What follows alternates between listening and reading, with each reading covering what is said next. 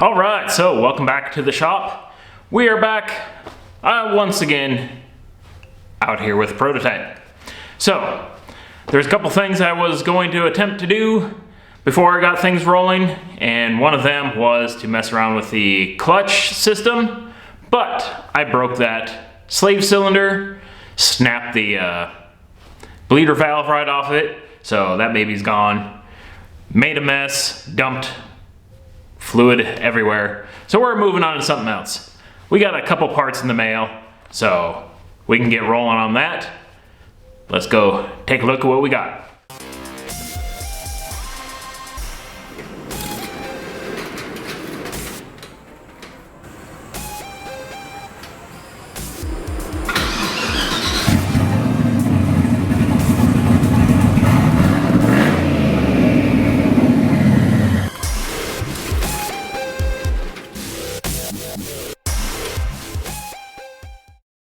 All right, so main part of this operation is I got the dial that we needed to make the adjustable bias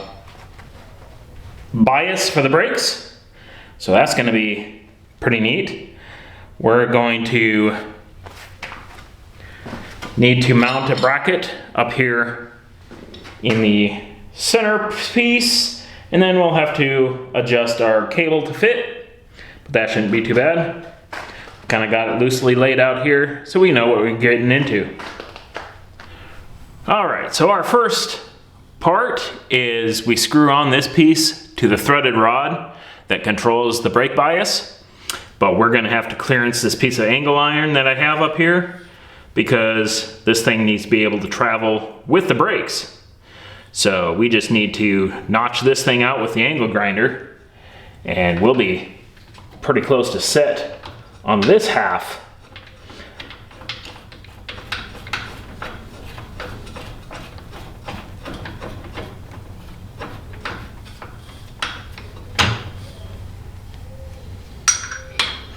All right, get that out of the way.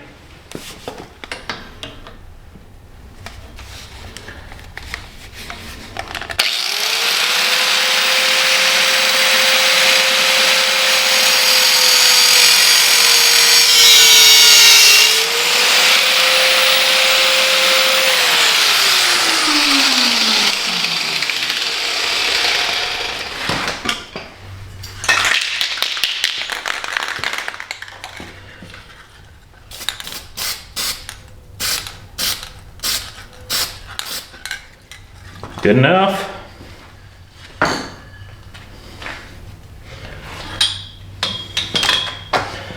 That should then allow us to put this guy back on. Actually, I think I need to find a... that should be fine.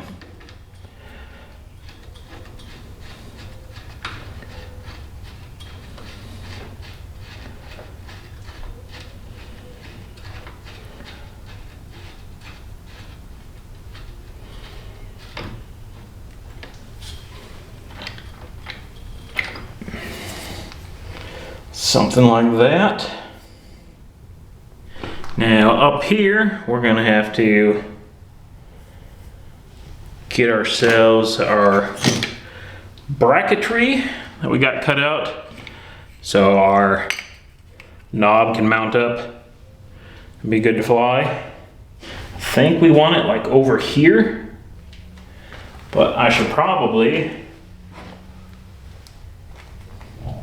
crawl into this thing and see if that's a good reaching spot. Yeah, right over here is fine. We can reach that, no problem. Yep, that'll work.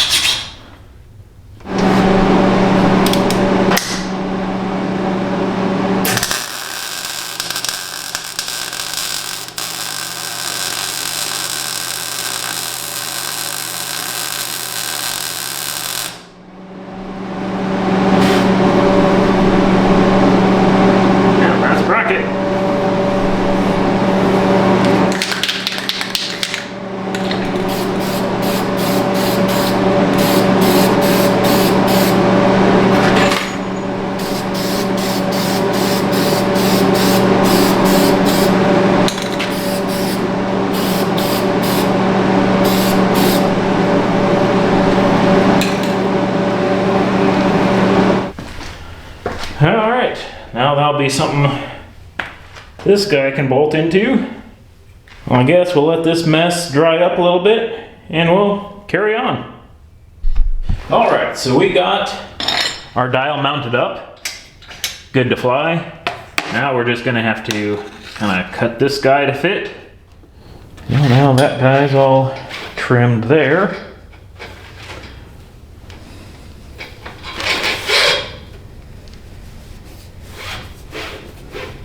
Slide that back. See how we're looking in here. We want to trim some more off, don't we? Well, who knows, that's gonna slide around a bit. So I think we'll shimmy that out. That'll be fine. So, then we need to see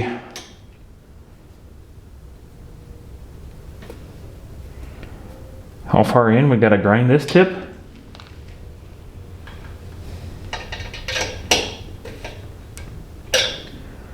Yeah, roughly what, a quarter? Yeah, roughly about a quarter. So I guess let's just hack it and hope we're close. And that kind of fits under there good enough.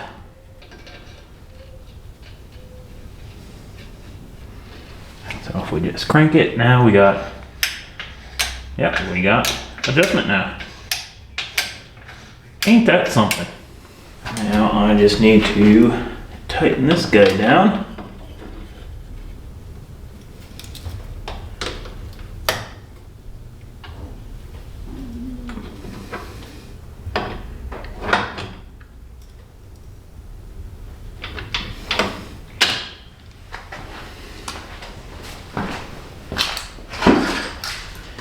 Now that shouldn't go anywhere. And we got full adjustment.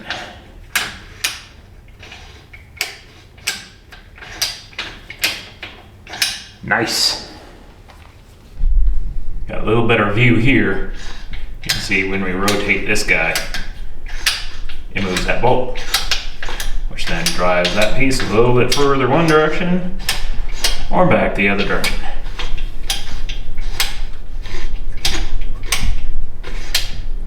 It's not a super awesome, perfect operation, but hey, you shouldn't have to adjust that very much. But I kind of want it adjustable so I can dial it in to begin with. So that's one more step closer. All right, so we have a little bit of time left for today. So let's just get this exhaust piece welded up. And then we should be good to go on that part. And that'll be nice.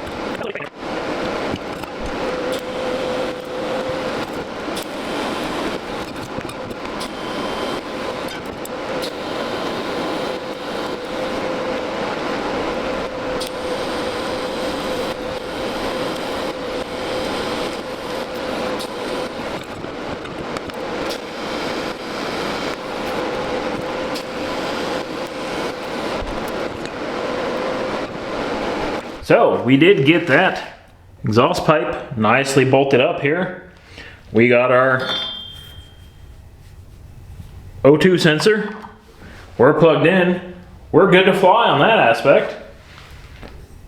So yeah, that should work pretty well.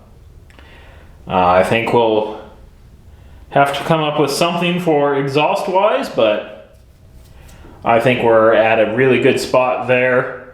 We at least got something that we can start this thing and have it run. So I guess we got to move on to the next part.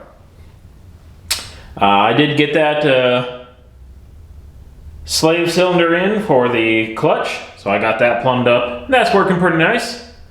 So I guess we can call this episode pretty much done. Next time I think we're going to start hitting some work on the shifter, because that's going to be some interesting stuff. Anyways, thanks for stopping by and watching. Hopefully we'll get to see you again later.